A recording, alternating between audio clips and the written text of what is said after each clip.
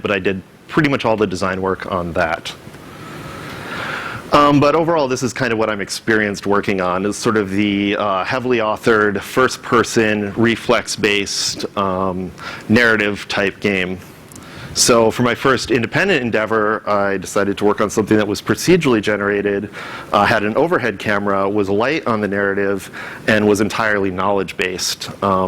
So basically, I did like the dumbest thing you could possibly do when you've got like a wellspring of experience, is I decided to work on something that leveraged almost none of it. So the talk is really going to look at a couple main sections. One is the pre-production phase, establishing a vision and goals, and then production through release. And I'm going to kind of jump around and maybe focus in on some very specific aspects, because like this is a huge topic to talk about in totality. So, part one, pre-pro, the funnest time, and it's sort of the time in game development that everybody imagines, where you're just having ideas and playing lots of games and doing all that cool stuff. So the first question that we needed to address is, what are we making? And in my experience in AAA, there's a lot you can assume about what you're making right from the get-go. Like, in my experiences, in the case of working at Chaos, you could assume that we're working on a large-scale multiplayer game with guns and a variety of weapons and vehicles that's going to be coming out on PC and consoles. In the case of BioShock Infinite, you know, we're pretty clear we were going to work on a first-person shooter with gun, powers, a series of levels, strong narrative, lead characters, so on and so forth. Whereas in indie, basically, you can assume poverty. In some ways, like, the goalposts for indie are very, in my experience, are very rigid. Like, you've got a certain amount of time, a certain amount of money you can spend, but then what sits in between those is kind of the sky is the limit. So that can be kind of tough in a way, because there's a lot less that's sort of determined, because you can kind of do anything as long as you can fit it within your budget. In our case, we're a pretty visually oriented studio, so we started out in a visual way. This was actually a piece by Scott Sinclair, who is our art director, and this was one of the first things he sent me when we first started talking about forming a studio. This actually has nothing to do with The Flame and the Flood. It was just a personal piece that he did, but I found it to be really evocative of a lot of the sort of ideas and things that I thought we could explore. So this was kind of a jumping off point. And one of our sort of founding principles when we started the studio is I wanted to make games that look like Scott's work brought to life. Outside of being an art director, like, he had directed BioShock and BioShock Infinite and had been a senior artist on a bunch of Rock Band titles and Guitar Hero. He was also an illustrator and a painter, so I really wanted to create something that looked a lot like his own personal work, which is, you know, very different than the sort of large-scale art direction stuff he had done. He also brought initially another idea to the table, which was tiny worlds. And it became one of our initial pillars, which I'm going to talk about in a little bit. But essentially, he was really interested in creating a space that, or a game in which you could drive a character around a small space and just kind of explore it. And I thought that that was a really good sort of starting point for design as well. You know, I very firmly believe that you know, even if this was an aesthetic goal, that aesthetics and gameplay need to inform one another. So if this is a strong aesthetic goal, I needed to come up with game systems that fully supported it and worked with it. So this became really important for me to explore. And then what I brought to the table was an interest in survival. And I was interested in a bunch of reasons. One was, you know, just done like shooter action stuff for a long time, and I felt that it would be cool to do something that wasn't combat oriented, that maps to human experience. Like, we all understand the basic human needs that we all have, and that's what survival's about. I thought there was a lot of opportunities for a unique approach. It's sort of a genre, but a young one, in which there's room to explore. And it also sort of overlaps with personal interest, you know, being outside, camping, being on the water, that sort of thing. So we kind of mushed those ideas together to start making the game. And then another thing that we're considering as we were building something is, you know, where do you innovate and where do you use existing knowledge? And I think that this has been a commonality across my indie and AAA careers, which is, you know, you don't want to innovate in every vector, or at least I don't. Like, I imagine there's probably, I know there's brilliant designers out there that are much better than I that can innovate in literally every vector when they're building something. That's not me. So what I do like to do is find a lot of influences and a lot of ideas and things that I can pull together to create sort of a unique whole, but without inventing stuff like, you know, how you move around or how you open a menu or, all these little things that are solved left and right. So one of the other things after those initial goals that I looked at was I wanted to start looking at other games for ideas, which is one valid way to start, but there's also some other stuff. One of the early influences for us was DayZ, which I was playing kind of early on. There was a point where zombies were totally broken, and I would just jump into empty servers and kind of run around, rummage, go through houses, find stuff. And I actually had a lot of fun with just that little bit of the experience. And one of the questions I asked for myself early on was if it would be possible to make a game that's fun, that's just about that part, that doesn't rely on, needing to have other players that could enslave you and put you in their blood farm, or zombies or anything like that. Like, could the actual act of just kind of rooting around old homes and finding the stuff you need to survive itself be like a fun gameplay system? So that's sort of where that thinking started. I also looked at Don't Starve, which should come as no surprise. I thought that it was good as a stylish survival experience that wasn't very combat oriented. And also I felt that it demonstrated that there was a market for a single player survival game, because at the time they hadn't released Don't Starve together yet, and it was very successful. I wouldn't say that following its success is always the best route to go, just because you're unlikely to ever replicate that. But our goals were modest, and I guess it's probably smarter to follow something that's successful than something that's unsuccessful. I was also really interested in FTL. One of the things I was thinking about when we were approaching the idea of survival is that a lot of actual real world survival is not about how it's expressed in games. A lot of games it's expressed in the form of you're building a camp, you're setting up a homestead, you're building a farm, and I assure you there's no survival expert that will tell you if you're lost in the wilderness that what you should do is start a potato farm. The goal is always to be moving, and one thing that I liked about FTL is that it created a system with their galaxy map where you needed to perpetually move, and there was a force that was always pushing you forwards, and created a bunch of mutually exclusive decisions that you needed to make in order to progress. And that became sort of the guiding signpost for world building in The Flame and the Flood in terms of structure.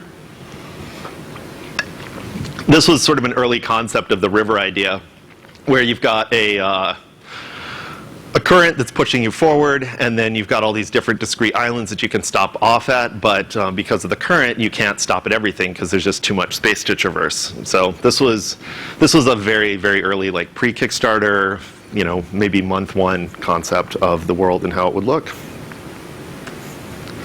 One other influence was this game Neo Scavenger, which I don't know if anybody's heard of it. It's not very well known.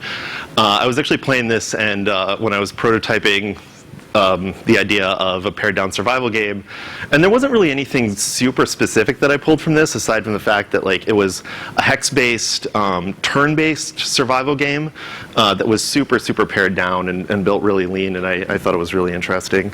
And also, if you're into survival games, it's a cool, weird one that maybe not a lot of people have heard of, and you should check out.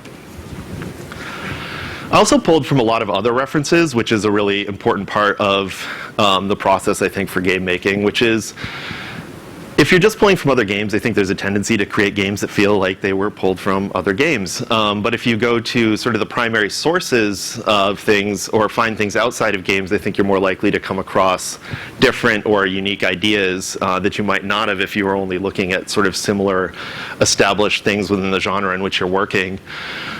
Alone in the Wilderness was this weird 1960s Disney sort of early survival show where a guy just, I guess, got divorced or something and moved to Alaska and filmed himself building a cabin in the woods. There was some tone guides like The Road or Beasts of the Southern Wild. One was maybe too young, one was too grim, but there were elements of both that we really liked. Tom Brown's Guides to Edible and Medicinal Plants was basically where our crafting tables and plant tables came from. It's everything in the game is supposed to be derived from a real world, actual legit thing that you could do in a survival situation. And this is something that throughout my career has always been really important. On Homefront, we looked at a lot of infrastructure and military stuff and post-peak oil and sort of downfall of society type stuff. And BioShock Infinite, like this is just a tiny, tiny corner of the reference library that we needed to look at. For that, it was sort of constantly we were looking at different sort of bits and moments from other pieces of media. One thing that was interesting as I was putting this together is I kind of realized that when we were doing the reference stuff for Homefront, a lot of it had to do with like broad strokes world building kind of stuff, like what's the state of the world, what's the state of society, how would it get like that, like sort of in a way like lore almost. Not that you would think of a military shooter as being very lore heavy, but there was a lot of lore in Homefront. Whereas BioShock, a lot of what we looked at was, there were bits and pieces that were about the world. Like At Home was sort of about like how homes are built and made, or The Devil in the White City was maybe about like that particular time and place in the world, but a lot of stuff was just about like a specific moment or a specific idea that was significant. Like the Cabaret, I think, just specifically Tomorrow Belongs to Me, I think the opening number, was a reference that we used in building the opening section of Infinite. But it was much more about like a specific moment or experience. So I think those are two different ways that you can pull from external influences. And I do think like the Infinite approach that we took of looking for very specific moments and ideas was probably resulted in a little more of an interesting output in the end. So we put those ideas together. I'm sorry, my transitions and going backwards to an earlier version of PowerPoint look way worse than they did before. We kind of mushed these ideas together and started building concepts. And this was maybe our first key art for the game. We ended up changing the name because of some trademark questions, even though I still love Lonesome River. But this was sort of an early image that I think was pretty evocative of a lot of the ideas that we wanted to explore at the time. And sort of a starting point for a lot of the prototypes that came to follow. So after looking early on, I think a really important thing to do very early in development, at least for me, is establishing the pillars, which is, for anybody who's been doing AAA stuff for a while, you're probably pretty familiar with this idea. They're just kind of like the guideposts that inform the development of your game and what you're doing. I think different companies have different approaches and call it different things. Like I think at EA for a while, they were calling it the X, which is sort of the thing that people are going to like, that you pitch your game on, that people want to know about it, that's going to be the unique selling point. In our case, they were tiny worlds, realistic survival, and the river. And I think there's a lot of different approaches to pillars. I think on Infinite we had like 5, and each one was a paragraph, and I think that that's kind of, I don't know, it reflects the fact that that was a pretty wordy or word-heavy studio. I generally prefer things that could be expressed in like a single word or phrase, something that's really short, and then you can have supporting information. But this is the sort of thing that we would use throughout development on any project I've worked on to continually go back to and inform, like, okay, what are we doing now, and then how does it support one of these pillars? Is it not supporting one of these pillars? All right, then probably maybe we shouldn't be doing it. So just to start jumping into one of those, the realistic survival. So that was, I'm going to focus on that because it's like sort of the design pillar of the game. I wanted to make something that was based on real world survival, that didn't have like hit points or a health bar, and modeled actual survival needs. Like one of the thoughts I had when we were starting out is that, nobody has ever died from 0 hit points. So I wanted to create a game where that was impossible and would not happen. It also meant focusing on crafting and gathering over conflict. It meant that I probably wanted minimal combat because generally in actual survival situations, you're not doing a lot of fighting. And I wanted to make it about balancing biological needs, like just sort of the needs of the body. There's like the rule of 3s, I think it is, where you can survive like, oh God, I'm going to get it all wrong. There's something about like 3 minutes without air, 3 days without water, 3 weeks without food, something along those lines. And then afflictions, which are just sort of like, if you've watched a lot of like Survivor Man or anything like that, I viewed that as the category of like you broke a leg, or you got a snake bite, or poison ivy, or you ate something that made you sick. Then one of the sort of the sub things that I looked at then was combat, and how does that fit in? Like as you saw in the pillars, it was not one of those pillars, but it was something that, conflict is where a lot of gameplay happens, and I wanted to look at like what we could do or what our approach could be. So first steps, in our case, were initial prototypes. This is an area where I think we deviated really heavily from the kind of experience I've had working on bigger projects.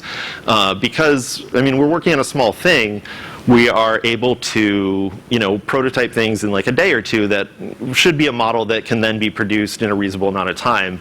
Whereas in my experience working on shooters, like the bar of prototyping is so high. Like shooters I view as a genre that are very much like compete on polish.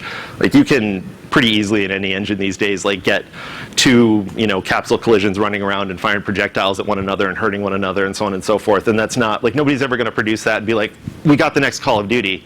It's just like not that good. It's the sort of thing where it's only going to be good when you put in like many man years of or human years of labor to get to that point. But in the case of a smaller project, we wanted to do a lot of just sort of fast and dirty, like what can I do in a day? Will this be fun? And I think you can get much more valid information on a smaller project than you could with a larger project. So I busted open the engine and just got working. This was probably my first prototype in Unity. I mean, it's got everything you need for a game. You've got obstacles and landmarks and a player, sort of. And that became this. I think it's, it's pretty much, you got the picture. It's pretty much the same. This was one that followed shortly. This was actually after we switched to the Unreal Engine. I did want to jump around, but I've discovered that in presenter view, I can't actually scrub around in the video like you can when you're just watching. So I'll probably cut this short. But this was like a very early prototype just about like movement and going down the river. So there's like these little nodes. You can explore around. You can go to a fire. Nothing happens. You can encounter occurred, fight or dialogue or both. And you can go collect a resource, a pickup, some gameplay is happening, time is ticking away. You go back to the river, and off you go. I mean, that's pretty much the game. Kind of encapsulates it in a very short and dirty way. So back to combat, I was going to show some of those prototypes soon. There was the very early question of what is it? I didn't want to do something that was action or reflex based for a bunch of different reasons. One of which was just scope, just trying to keep things limited, because I feel like action gameplay is its own sort of thing and you can build a whole game around it, but that wasn't really my goal. It wasn't what I wanted to build, so we decided to explore things that were not based on sort of kind of traditional sense of like game feel and reflexes and feedback and so on and so forth. Basically it was a decision to pick our fights, and this was not the fight we wanted to pick. I also, for the same reason, didn't want to do like a one-to-one representation of physical combat. I wanted to sort of look at ways to abstract it a bit. So we're looking at combat in a wilderness setting against animals and stuff, and like this was kind of state of the art at the time. Which is Far Cry Primal. I don't know if anybody's played it, but it's pretty polished. Maybe not something that a team of 6 should be taking on. Also, from our initial prototypes, we were looking at kind of a 2.5D world. A lot of early stuff even had like the characters as kind of 2D sprites in a 3D world. So we decided to look at some different approaches. This was one of my earliest mock-ups. This is just like a Photoshop Illustrator thing. I had a prototype of this that is since lost to the sands of time, but I was thinking about the rogue genre, and maybe we wanted to do something that was like tile-based in terms of movement. The design of this system was based on a simple idea of, you have these different attacks. It's like a very standard tactics approach, and then they have certain areas where they do damage, and so on and so forth. This is actually from SketchUp. I don't know if anybody uses it, but that's actually something that I've used as a common prototyping tool for maybe 10 years now, in terms of putting together documentation and whatnot to communicate to people what I was trying to do. Also, just the early prototypes, the whole thing felt way too mathematical, like just not fun. And also, it revealed that, which something that I think I probably should have intuited, is that tactics games work because you have two teams that all have different powers that interact with one another. Like a one character versus another or two other character tactics game is just like not that interesting. I'm sure there would be meat on the bone there, but it would not be something, like it wasn't something that I felt like was worth exploring, because it was going to be a long road to get there, and a lot of the prior art that was available really didn't have a good roadmap for how to make that work. So we went back to, I'm just going to start this and maybe talk over it. Again, I can't really jump around. Oh, maybe there's no audio, so that'll make it even easier to talk over. So we started looking at different kind of models that we could look at. Oh, here it is. And we passed around this clip from Deadwood. And we were thinking about like survival. Survival is harsh. Survival is brutal. Can we do a sort of combat system that evoked that? And one of our engineers sent this into our team chat and was like, can we make combat that feels like this? Like, not something that's super mathematical, not something that is like super gamey, but something that feels just brutal. Like, you know, can we capture the feel of just two beefy guys pummeling the hell out of each other in the mud? All right, I'm going to move on. In the interest of time, I'm not going to go through that whole thing. They get to the point where they're just on their knees, kind of hugging each other, biting each other's ears, headbutting, kidney punching. It's gross. So that was the influence that started and led to this rad prototype. Brutal. It got camera shake, got damage, some dodges. It's going to get, okay, they're hugging. I think they're going to go to their knees in a moment as their health gets really, yep, headbutting, biting, kissing.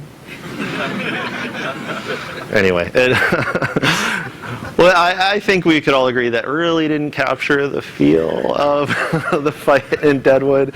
It was sort of a system or an idea that like maybe we did something based on fatigue, where a fight would advance as people became more fatigued, and then it would go into he exploded. That actually, if you saw the end of the clip in Deadwood, is how that ended too.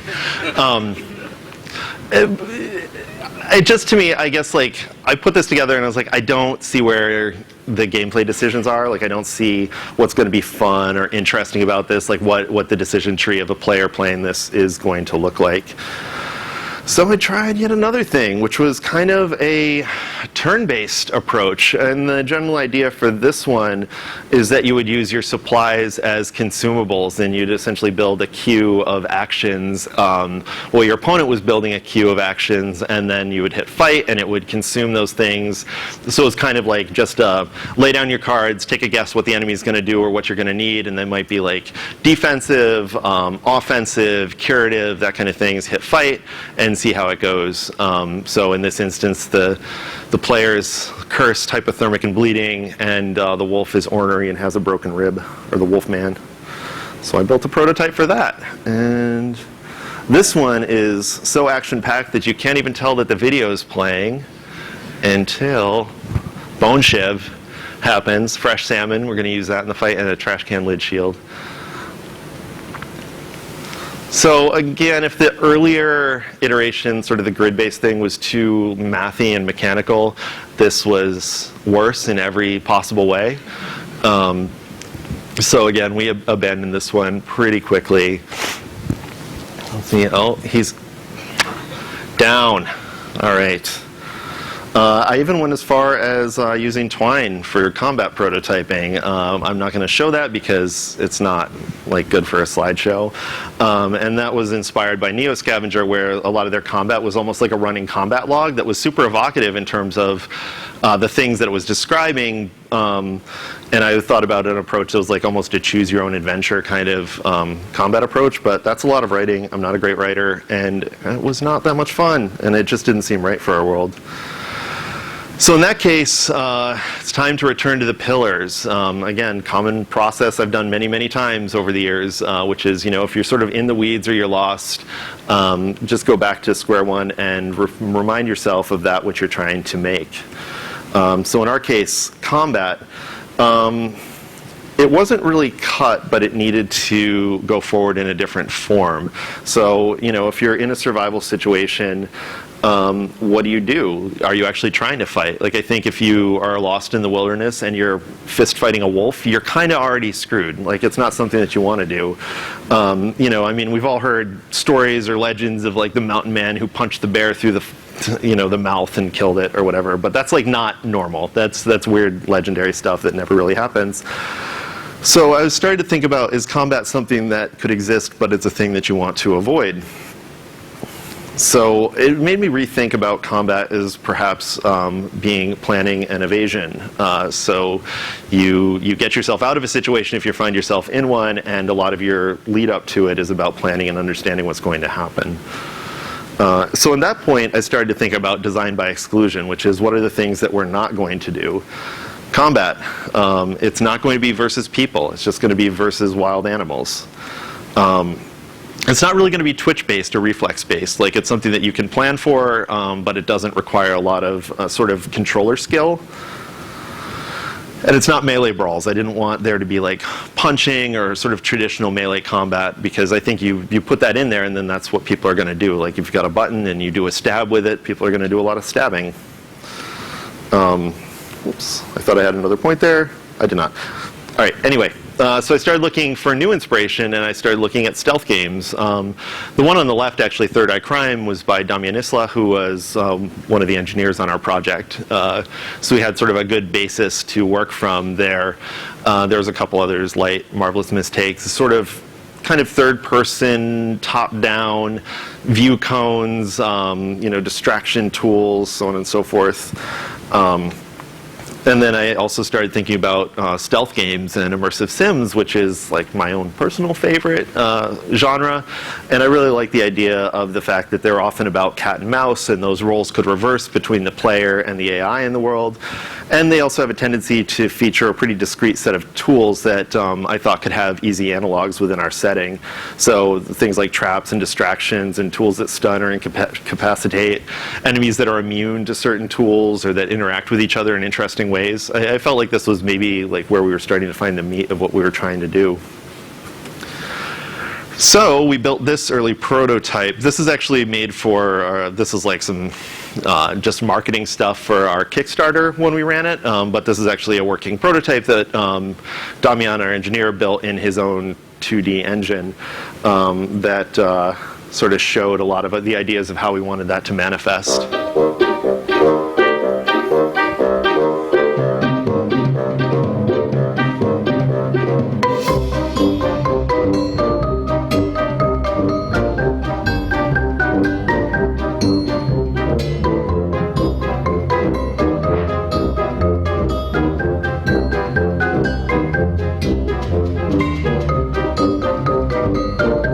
End up using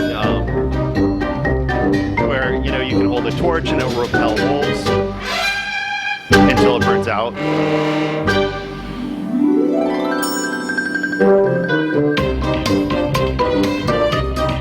This we ended up not using.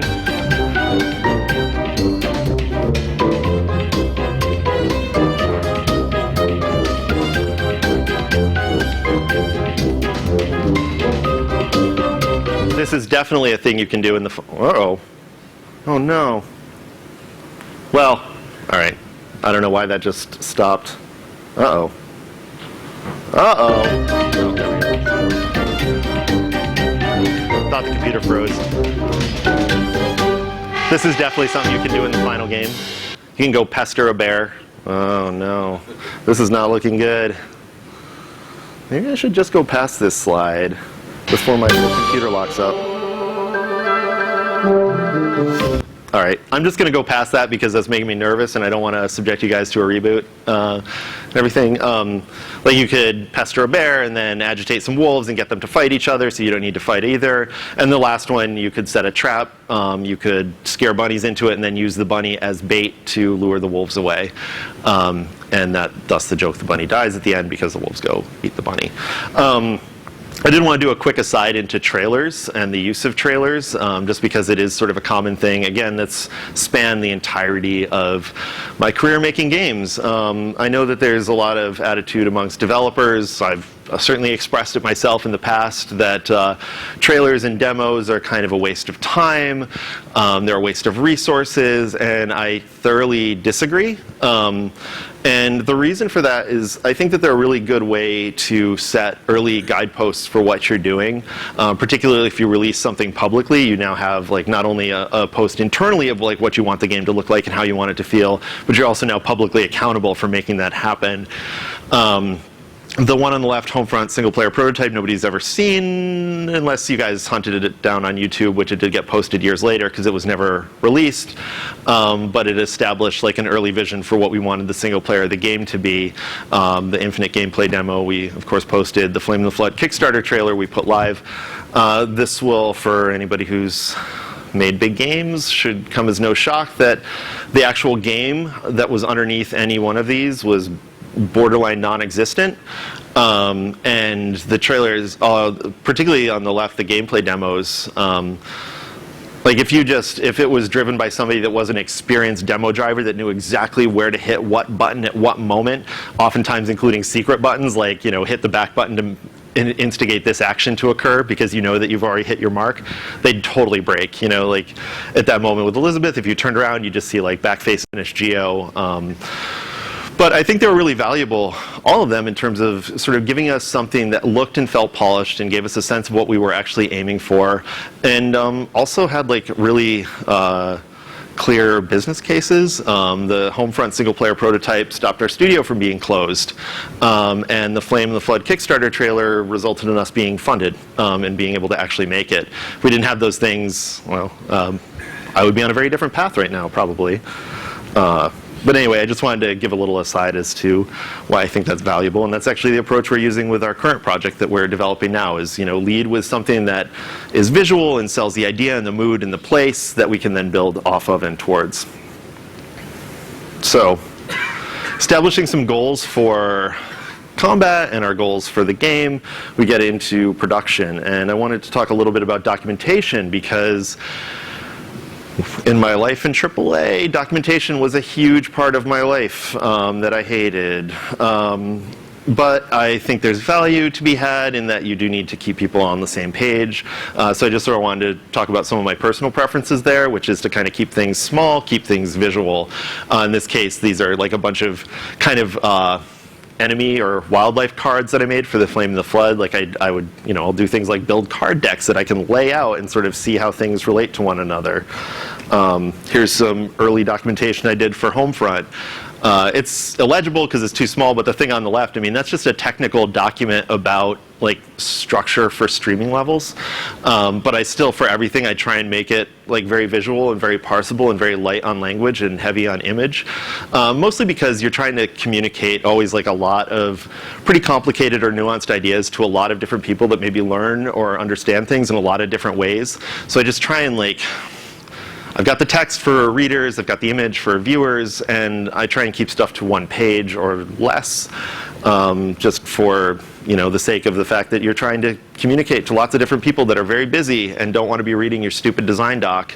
I try and make stuff as kind of entertaining to look at as possible. And I also try and make documentation expire as fast as possible. One of the other attitudes I have about documentation is that your goal in development should be to get rid of all your documentation as fast as possible, because what you want is the document to not be the sort of the, what is it, the point of record of how the game should be. The game should be that point of record. So I do try and get through this stuff as fast as possible. Here was another, like, this is super compressed, and it's illegible, and that's fine because I don't want you guys to try and read all this stuff anyway. This was something I did on the Flame in the Flood in terms of thinking about the totality of what we were building in the world. Is I made these cards for everything: wildlife, deployables, hazards, collectibles, craftables, and afflictions. And I built this giant doc in Illustrator. I printed it all out, and I could play around with layout of this stuff on the floor, basically. And one of my goals here was that, you know, everything would relate to everything else, or not everything else, but like everything would have relationships to other things. Like collectibles could be turned into craftables that could be used to cure afflictions, which you receive from wildlife or hazards, that kind of thing. And this became sort of a canonical example of that. This collectible, the cattail, you can use to craft cords, which you can use to make various traps and weapons. You can use the head of the cattail as insulation and clothing to bolster the heat resistance. Or you can eat the inside of the root of cattail, which is kind of like a woody, pulpy, but pretty nutritious vegetable thing. And actually, as an aside, this was all stuff that I learned about by watching like actual Survivor Man stuff. Like, these are all legitimate uses for a cattail. Something else in assembling all this is always try and think like an economist. That was also a common refrain when I was at Irrational from Ken, was to always, think like an economist in terms of how you're building systems, levels, everything. In our case, we're making a system of finite resources that the player is going to craft their way through. In our case, the resources and time were the currency that the player consumes in order to survive. But it was something that I think is important to think about in any game, is like, what's your economy? Where's the friction in that? And this, for reference, this is Stephen Dubner and Stephen Levitt, who wrote Freakonomics and hosts the Freakonomics podcast. And I will say, as a game designer, two things that have been hugely influential to me over the years is listening to the Freakonomics podcast and Planet Money podcasts while I walk my dogs every morning. They're just boring podcasts about the economy, but they're super informative and give me a lot to think about as a designer when I'm building a system. So this was sort of the totality of everything in the Flame and the Flood economy. Everything sort of craftable and collectible. It's basically, our economy is all this stuff plus time. You're always sort of trading time and resources to create other things that you can use to survive or to get even more resources. So in our case, combat became about spending time and resources and exposing yourself to risk for better resources. So for example, you could use saplings and a cattail to build a trap and then expose yourself to the risk of a wolf, but the output of that could be a good wolf hide jacket and meat that you could use to eat, which are both far more valuable than a sapling or a cattail. Here was just another sort of example of visualization, or using, like, creating a very visual document where I wanted to create sort of the threats down the middle, the afflictions that they could cause down one side, the treatments, the recipes, the traps that you could use to take out the threat, so on and so forth. Like, I wanted everything to kind of feed into the middle. And again, this was like a doc that was for me, but was also to share with the team, and I wanted to be able to sort of effectively or quickly communicate like the way that systems interacted and worked with one another. So this is a lot of what we used to build the game. I'm going to skip way ahead now. Well, not that far, actually. Flame and Flood was on a pretty tight dev schedule into testing. This is something that I've had a bunch of experience with across the board. And the contrasts could not be greater in terms of AAA versus indie. In AAA, it was very much like on the left there, the one-way mirror, the bank full of people playing the game very commonly. We had daily testing amongst the team. There was dedicated staff on every project I've worked on to testing. We do off-sites. I mean, even at Chaos, which was way more shoestring than working on BioShock, I flew to California for focus tests in their headquarters. We'd hire consultants. They would do mock reviews, so we'd get a sense of how the game was going to review. Whereas indie, we just kind of released it. We did have Kickstarter backers, so we just released it into the wild and needed to rely on feedback and telemetry, feedback on forums and whatnot. And it was way scarier that way. But I don't know, it was just sort of something to get used to. That was a pretty big shift. As we released it, we got to get a lot of live feedback, and one advantage we have with an indie game is that a lot of people don't really expect the polish of a big AAA title. They see that it's backer beta or early access, so they kind of expect things to be a little broken. There was bugs, but also a bunch of notes that the game got boring, it was frustrating, you can't fight things, it's too difficult, it was too based on random numbers. These were a bunch of common complaints that I generally agreed with. Like when we launched, we had 3 AIs, one of which was crows, which are basically like an alarm camera. And we did add eventually a bunch of player growth options, boars, snakes, bears. And I did end up rolling back on one of my preferences as far as direct combat, and we ended up adding this, which was the bow, which was not really part of the initial pillars, but it seemed like it was something that became important because of player expectation, which was revealed through, testing and actually getting people to get their hands on the game and give feedback. So the bow was pretty intentionally clunky. It was expensive to make. It was useful in a pinch, but it did give a sense of like, you can actually do this if you want to. So it was sort of like sneaking up on doing something that we didn't want to do, but not like fully committing to that, but also giving people a bit more of what they would expect. And I think that that sort of silenced a lot of the criticism about sort of combat and encounters. We also ended up doing a bunch more stuff to help, again, based on feedback that there wasn't stuff interacting, or there wasn't like enough interesting stuff happening. So, we added things like snakes move to fire, bears kill everything. Boars and wolves will sort of fight in perpetuity, crows land on carcasses, and snakes can kill other animals. And all these things are significant because, all these things are related to the resources that you can get or the threats that you need to deal with. One thing that actually surprised me with the snakes can kill other animals is we have an endless mode in the game, but resources diminish and diminish and diminish over time to the point where I felt that like around day 100 in the game, it would kind of be a mathematical impossibility to survive much longer, but we saw people making it 3, 4, 5 times that. And the snakes can kill other animals is how they do it. So it's basically people that are in a world where there's almost no resources and they are just perpetually kiting animals like boars and wolves into multiple snakes until the snake bites take them down, at which point they can harvest the meat and eat in order to live long enough to make it to the next snake. Not intended, but cool. Anyway, I just sort of wanted to show the end result that we got to. We'll see if this video will actually play. But this was from very late, like almost ready to cert in development that I put together that kind of illustrated a lot of the combat in game in action. I did add some subtitles and stuff because it's kind of a demolition derby.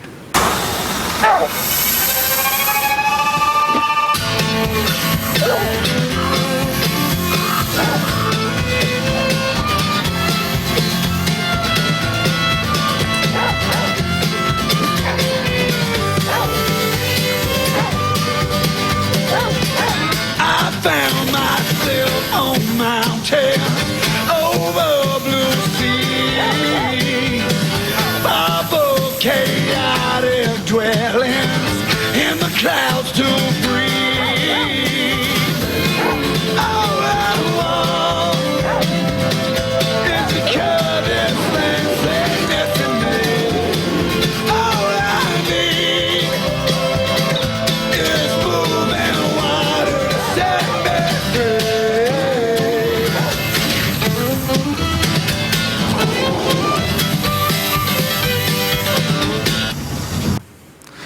So, just about out of time. Here are my main takeaways. That you should always be looking to many different sources when you're trying to design something, just to get all sorts of, as many diverse ideas as you can. It's really important to define your core early on and always build towards that and keep yourself honest by being aware of it perpetually. And that means just always measuring your features and choices against that core.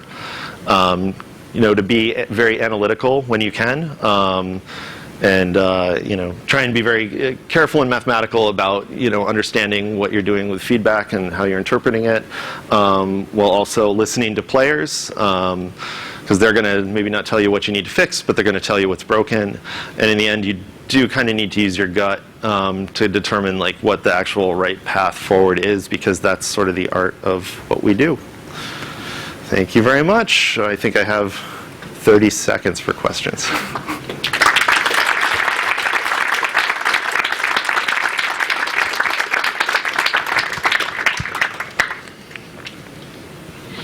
Nothing? All right, thank you. Oh, wait. I saw one hand go up. No? Oh, sorry. How important did you think procedural generation was to the success of this game, and did you end up going down a rabbit hole with it? I think it was pretty important because what we're selling was not huge scope in terms of the amount of like square footage of content we were going to author. It was like what you could get out of what a small team could actually produce.